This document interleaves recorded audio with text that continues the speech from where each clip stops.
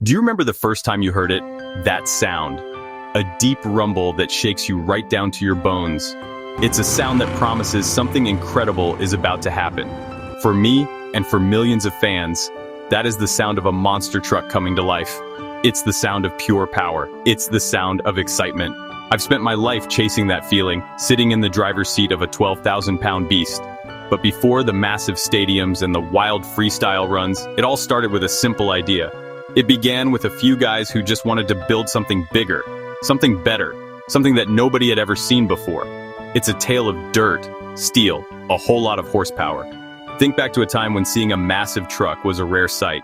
A man named Bob Chandler, who owned a 4x4 performance shop in Missouri, was one of these pioneers.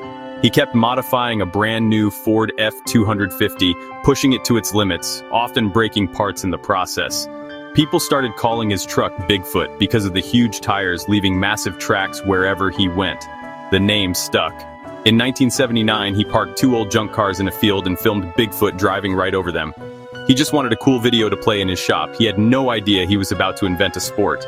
In 1981, Bigfoot performed the first ever public car crush. The crowd went absolutely insane. The roar, the crunch, the sight of a giant truck conquering everything. It was pure spectacle. The race was on. A monster truck is nothing without its driver. These massive machines need a special kind of person in the cockpit. You need to be fearless, a little bit crazy, and have an incredible feel for a 12,000-pound beast. The early drivers were the cowboys of this new sport, innovators and showmen all in one.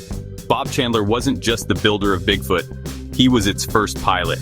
He set the standard. Ambition was relentless, bigger, better every single version.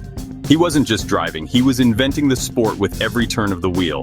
Then you have guys like Dennis Anderson. He built Gravedigger from salvaged parts in a North Carolina garage. Wild, all-or-nothing driving. If it didn't end in a pile of broken parts, it wasn't enough.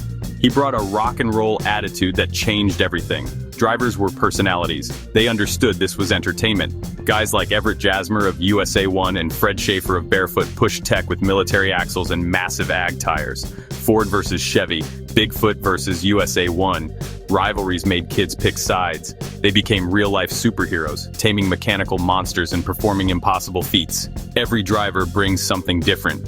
We are a brotherhood, a family of daredevils. We stand on the shoulders of the pioneers who first dared to crush cars and create this amazing sport. Two names stand above all others: Bigfoot and Gravedigger. Bigfoot is the original, constantly evolving, always the benchmark. First to run 66-inch tires, first custom tubular chassis, innovation defined it. The clean-cut hero, power, engineering, pride. From the swamps of North Carolina came its perfect rival, Gravedigger. The outlaw attitude, I'll take on all comers, connected on a different level. When they shared a stadium, the energy was electric. Every race a battle, every freestyle a one-up. In the early 1980s, monster trucks were sideshow acts, mud bogs, tractor pulls, a quick car crush. Promoters heard the loudest roars for Bigfoot and Gravedigger. The trucks deserved their own stage. Organized competitions arrived, side-by-side racing on dirt, rows of cars, obstacle courses, perfect for television. TNN and ESPN brought it into living rooms. Drivers became national stars. The Pontiac Silverdome packed 50,000 fans. An atmosphere like nothing else, scale immense, sound deafening. Monster Jam took it to a whole new level. A touring professional show across the country and world. Racing thrilled, but freestyle changed everything. Who gets the biggest air? The craziest stunt? The most incredible save? Precision mattered.